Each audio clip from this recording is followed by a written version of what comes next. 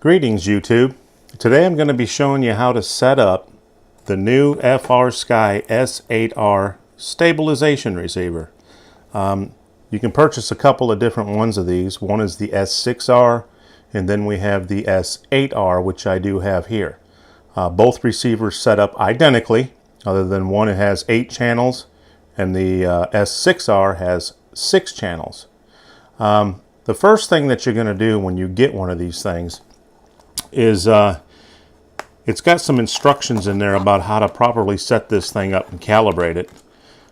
These instructions come in a little booklet inside the package. The first thing that you are required to do, no matter what, is you're going to pull this thing apart. If you can, go ahead and get it unfolded. Make sure it's unfolded. Give it a quick glance, look at it real good, crumble it up, and throw it in the garbage, because that thing will absolutely do you no good for what you need to do. This is a relatively easy receiver to set up. There's a lot of videos out there that tell you how to set this thing up, and some of those videos are very good. There was a couple of little things that they did miss on that, and for the person that's just getting into programming something like this, I'm going to go over that with you to try to make it a little bit easier to ease some of your pain and suffering in setting one of these things up. It doesn't take long to set one up, although your first one you might be a little clunky at it, but after that they set up rather quickly and they work very well. These work similar to the AS3X Spectrum receivers, except this is the S8R from Frsky. Frsky has a few little features in it that I personally like. The one I like the most is you can set up the sensitivity on this thing on a pot switch, so you can turn it up and down like a volume knob. So if you need a little more sensitivity in your stabilization in flight, you can go ahead and set that on a pot switch and just turn it up a little bit, or if it's too sensitive and it starts to jitter a little bit as it flies by, you can turn it down just a hair. This thing works awesome. I have set this up in 2 airplanes already. I'm extremely happy with it. It has completely changed the way the aircraft flies. I don't know what it is, but I live down here in north central Florida, and ever since I've gotten into RC, it seems like every time I get a day off, we've got 2,000-mile-an-hour winds, and sometimes it's just not fun to fly. This thing makes it fun and way more easier to fly now. But I'm going to show you how to set this thing up, because there's some things you need to do right out of the box. You're going to have to update the firmware in this right out of the box. It's recommended. Now, of course, I'm sure Frsky's already got firmware on there, and it does work. But you want to install the latest and greatest firmware, because it addresses a lot of the bug issues that it may have had, or some other issues that may be in there that Frsky deemed fit to deal with. So, with that said, we're going to jump right into it. There's a few things you're going to need to set this thing up. This is going to be a 2-part video. The second video is going to be actually installing this in the airplane and calibrating the airplane so that the stabilization works perfectly. So the things that you're going to need to do this on the bench, you're going to want to first update the firmware in it. Then you're going to want to calibrate the gyro system inside of this receiver right on a flat surface like a table or a bench or a board or something. Things you're going to need to do this is, one, you're going to need a battery pack to power it up.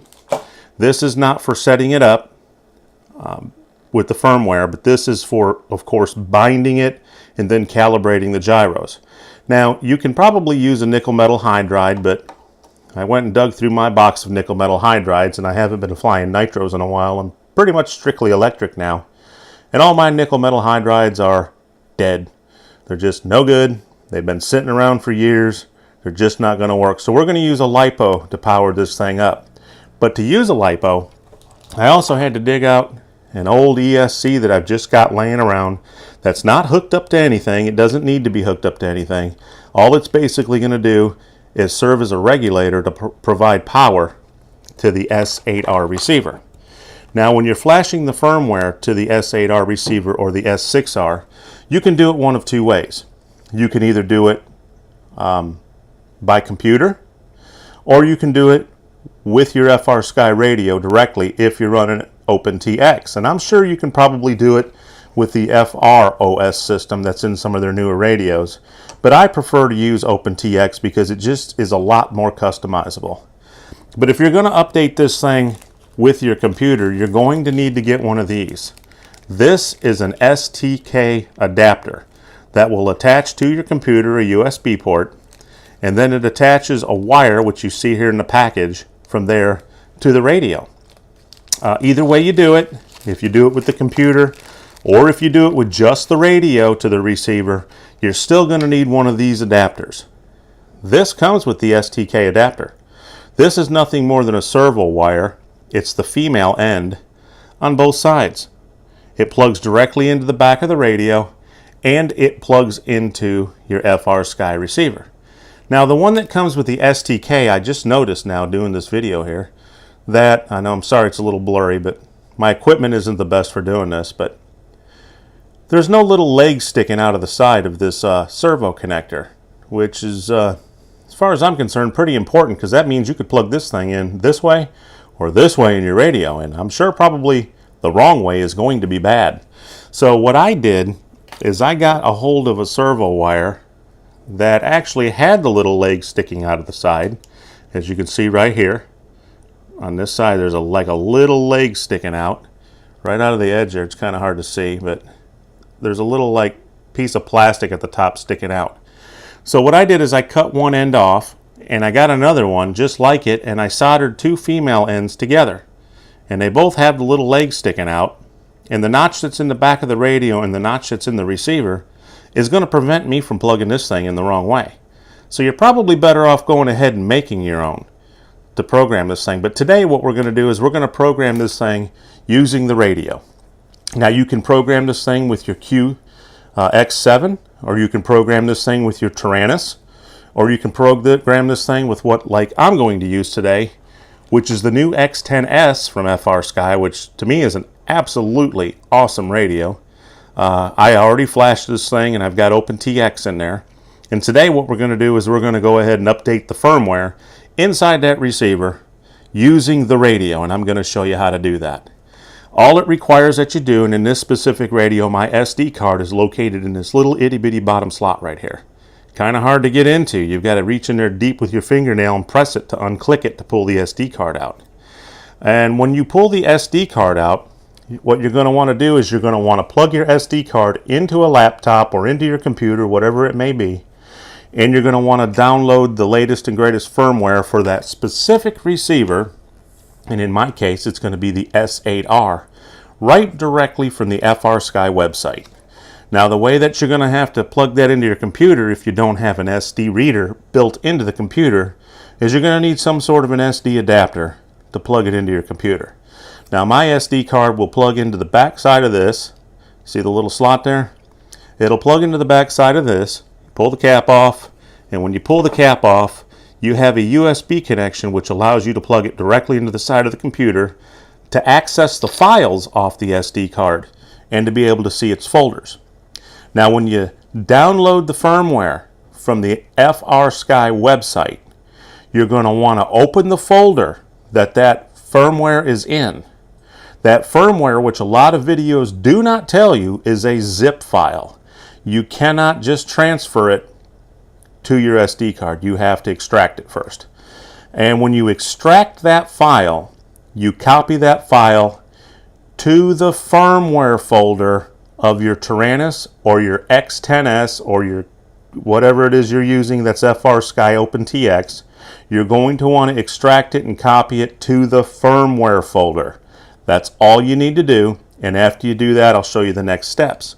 Now what we do here is we go to the FrSky website to obtain that firmware, and what you're going to want to do is you're going to want to go to FrSky/rc.com, okay, which I've already got the page up here. Then you're going to want to go up here to downloads. When you get to downloads, click on download.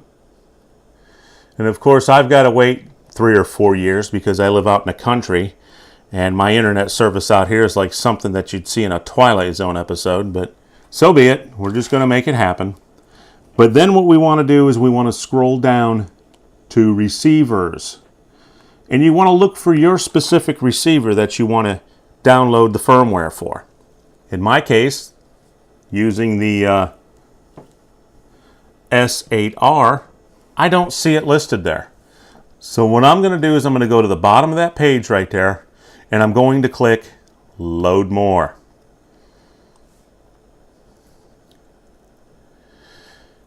And what that's going to do is that's going to bring up a much larger catalog of the receivers that Frsky sells.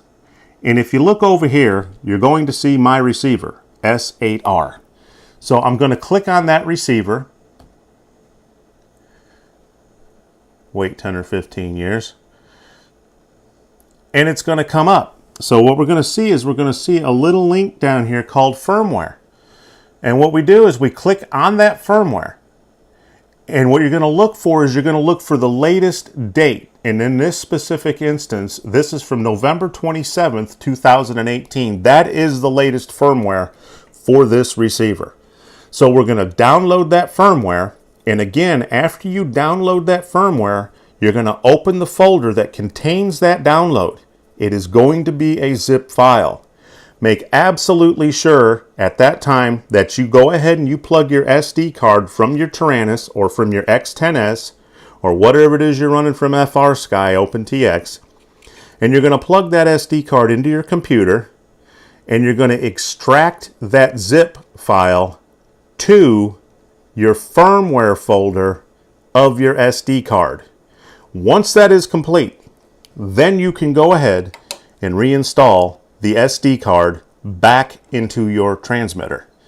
Then the flashing fun begins. And this is extremely easy. OpenTX and Frsky has made it extremely easy to flash firmware either to your radio or to any of their devices. And I'm going to show you how to do that. The first thing that you're going to want to do, first of all, is you're going to want to power up your radio. That's what I do.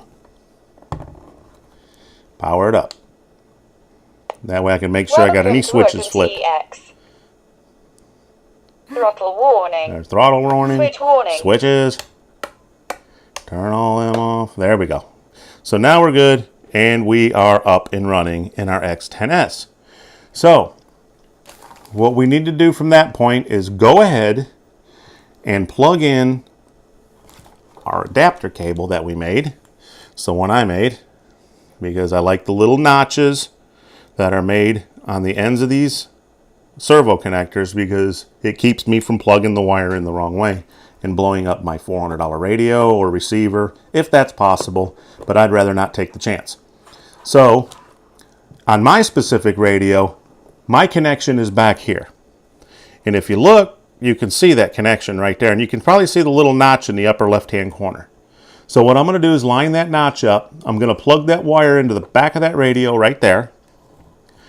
And once I plug that into the back of the radio, I'm going to take the receiver now, and I'm going to plug the other end of that adapter into the smart port, the S port of that receiver. And in this case, the S port is located right here by the antennas. And if you look at it, there it is. And if you look at it close, you can see the notch in the upper left-hand corner. So I can't plug it in the wrong way. I'm going to go ahead and I'm going to plug that wire in there. So now we are up and running. You do not, make absolutely sure, do not connect any battery power to that receiver at any time whatsoever while doing this. You don't need it. The power from the radio is going to provide the power that that receiver needs for flashing. So here's what we're going to do. I'm going to go ahead and turn the radio this way because it's a little bit, probably going to be a little bit easier for you guys to see it. Adjust my camera just a bit. Give me just a second here. Piece of cake. All right. So zoom in just a hair so you guys can see what's going on. And there we go. There's my screen. So I want to make sure I get both buttons there. Now, what you want to do now is you need to access that firmware file. That firmware file is on your SD card. And for those of you that don't know how to get it, you're going to go to your system or your radio menu. And on my specific radio, it says system. Just long hold, and it goes to the first page. You're going to always go to the second page. There's the second page. Now, if you look, the second one listed is the firmware folder of that SD card. So I'm going to select that firmware folder. I'm going to hit OK or enter. Now I'm going to look for the file. I'm not looking for the zip one because the zip one is the one I screwed up with a long time ago, and I installed it on there and just have never deleted it as a zip folder, and it will not work that way. But the file just above it that's highlighted already is the S8R firmware that was downloaded and installed in that firmware folder. That's what we're going to select to update the firmware in that receiver. So you're going to hit enter. And you're going to see the firmware date. You're going to go ahead and hit enter again. And you're going to see the top line that says 1108-2018.frk. Now what you're looking for is the one that says S8RFCC. And in my case, it is the top line. I don't know what those mean, FCC or LBT. One could only guess. Maybe one's for the United States, another one may be for Europe. I don't know. I don't have a clue. I don't care. All I know is the one that you need is the FCC file. So you're going to click on that one, click OK, and then you're going to see, and here's what's important. You make absolutely sure that you definitely select the right thing here. And it's not really coming in that good, so let's see if I can maybe change some. There you go. Flash S port device is the one we want. We don't want to flash the internal module, external module, or anything like that. We want to flash the S port device because that's where we have it plugged in at. So you click Flash S port device. And you wait. You can see now the bar at the bottom of the radio says writing. So it's going to write those files all the way across, and it does take some time. As it's writing the files, if you look at the receiver, you'll see the lights blinking on it. That means it is flashing the firmware to that receiver. This is a piece of cake, really. But the only thing is, you just got to wait. And since I don't have the ability to expedite this or edit any of this film, you're going to just have to wait alongside with me right now until this is done. It takes just a few minutes for this to happen. And then once this happens, there's another thing that we're going to have to do to this receiver before we can install it in the aircraft. I specifically love these receivers. I had a specific airplane I had purchased from Horizon Hobby, which was the E-Flight Timber, and it came pre-installed with the AS3X receiver in it, but I do not fly Spectrum radio systems for various reasons. So I removed that and I installed a standard Frsky receiver in that airplane, and the airplane flew fantastic. Except anytime we got any little bit of wind out there, the plane was quite unstable, really, which is probably the reason they sell that thing with the AS3X system in it to begin with. So that's why I purchased my very own Frsky S8R receiver, and I kind of learned and watched a bunch of videos on how to set this thing up. Once I installed it in the aircraft and set it up completely the way that it needed to be and calibrated it, that thing flies on rails no matter what the winds are doing. It is extremely stable. Very nice, very fun to fly. Makes touch and goes a lot easier. Makes doing the stall landings a lot easier. I mean, it completely changed that airplane. Okay, now we see that this thing is went ahead and it's already flashed itself and that it is done. We can now go ahead and just exit out of this. Keep exiting to get out. Now we're out of there. So I'm going to go ahead and turn my radio off. And I'm going to disconnect my receiver.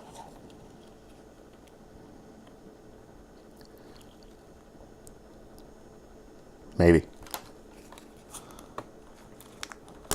Okay. So now we have flashed the latest and greatest firmware that's up to date on this S8R receiver. Like I said, it works the same way if you've got the S6R. But this is not ready to install on an airplane yet. There's gyros in this thing. they've got to be calibrated to 0 on a flat surface in all different angles. It's going to want you to calibrate it here, calibrate it there, calibrate it there. You get the point. So I'm going to kind of show you how to do that as well. And the good news is the Taranis radio, if you run an Open TX, anything 2.2 and above, is going to pretty much do that for you. So I'm going to show you how to do that now. But first what we have to do is we have to bind this receiver to that radio. It has to be bound because we're going to do all the calibrations wirelessly without it connected to the radio. We don't have to connect it to the radio to do any of those calibrations. So let me get all this stuff off of here, and I guess what we'll have to do is go in there and select a new model. So I'll turn the radio back on. And like I said, the Open TX comes with everything you need to set up all the Lewis scripts for your stabilization system in this. And it will do pretty much 90% of it automatically. You just have to do some of the other little stuff. So let me just get to a different model so I don't screw this one up. I'll go to one that I don't have set up, and I'll select model 17. Go select the model. Fail-safe warning, yeah, whatever. Okay. So I guess let's go ahead and just bind this thing first and get everything up and running. And on this radio, you know, like I said, I'm not making this video specifically to show you how to use the radios. I'm making this video to show you how to set up the stabilization receivers from Frsky. So I need to set this thing in bind mode. Then I need to connect power to the receiver and bind it. So let me go ahead and get there. Model. All right. Now when you set these receivers up, you set them up as if you were setting up any other X-type receiver from there. You're going to want to select the mode on it to D16. That's what you set these up to. So I'm going to need some power, so I'm going to take my ESC. Back up here so you can see what I'm doing. I'm going to take my ESC, I'm going to connect it to my battery pack. Now the only thing I don't like about the Frsky receivers is you've got to be kind of a contortionist to bind these things. What I'm going to have to do is I'm going to have to, just like any of their other receivers, I'm going to have to set the radio in bind mode. There's an FS button here which stands for failsafe. It's also your bind button. Then I'm going to have to reach in there with a pen or something and hold that down while the radio's in bind mode and connect power to that receiver. And when I connect power to that receiver, you'll see a flashing light on that receiver that indicates that that receiver has been bound. So let's go ahead and get that done. So let me set the receiver to bind. And as you can see, I've got my screen on right there. And you can see I've got the bind highlighted. So I'm going to go ahead and I'm going to hit OK. And then it's going to ask telemetry. Yeah, channel 1 through 8 telemetry on, of course. Okay. Now you hear the radio. That radio is making that noise. It is in bind. So let's go ahead and let's hold the FS button down. You got to hold it down while you connect power. And you're going to want to use this lead here off your ESC to connect power. Ground goes down. You can connect it to any one of these. All right, now I have a flashing light on the receiver. You can see it just under my left thumb. At that point, I can go ahead and pull the power off the receiver, let go of the button, back the radio out of the bind. Receiver's bound. Now, what we need to do now is we need to calibrate this thing. So what we're going to do that, it's fairly simple, is we're going to go ahead and connect power back to it since it's bound to the radio. Remember, ground goes down. Connect it on. I have a blue blinking light. That's good news. Means it's bound, but it's not calibrated. So now what we need to do is we need to go back into the radio. And again, we'll go back to those settings that we talked about here a few moments ago, which is the radio settings. Let me back up just a hair. We're going to go into the radio settings here. Long press. Always go to the second page. And now we're on our SD card again. If you go down here to SXR at the bottom, SXR is your Lewis scripts for calibrating and setting up that receiver. I'm going to hit OK. And what I'm looking for is the file that you see at the bottom that says Calibrate Lua. So we're going to scroll down to that. We're going to hit Calibrate Lua. And we're going to hit Execute, which is what you see at the top. It's already highlighted. So hit Execute. Now it's telling you. What it's telling me right there is it says set the receiver on its bottom with the label facing upwards. Okay, that's what we're doing. Labels upwards. Try to hold still. You're going to hit the enter button. Now it tells you flip it over. Label facing downwards. Fair enough. Hit enter again. Now it's going to want to go with the pins up. Now this is where you kind of need like an edge of something, because it really won't do it. This battery will work. Perfect. Because your antennas are in the way. You can't set it flat, and you want to keep this thing from moving as much as possible when you set it up. Now if you look, I've got it sitting on the edge of a battery with the pins facing up like it tells me to. And then I'm going to hit enter. Now it wants it to go the other way with the pins facing downward. Hit enter again. Now it wants to be on the side with the letters to where you can read them. So now I can use the table once again. Thank God. So I'll set it on the side with the letters facing upwards just like the picture shows, and I'll hit enter. Now it wants to flip it over on the edge. Do it again. So then I'll hit enter again. Calibration completed. Now in the event that when you hit that calibration button in any given position that this receiver is in, if it doesn't seem to be doing anything on the radio, what it's reading is it's reading some slight movement in the receiver, and it's not able to calibrate the gyro. So what you got to do is just kind of stabilize it, hit enter again. Sometimes you might have to do this 2, 3, 4, 5, 6 times hitting that button before it'll calibrate that specific position. Just have a little patience and just kind of wait it out, stabilize the receiver, keep hitting the button until it goes ahead and tells you to move to the next position until you get to this screen that says calibration completed. Now we have successfully updated the firmware in this receiver, and we have calibrated the gyros in it as well. Now it's time to install it in an airplane, which I'll show in the next video. One thing to understand when you install it in the airplane is, do you see those channels?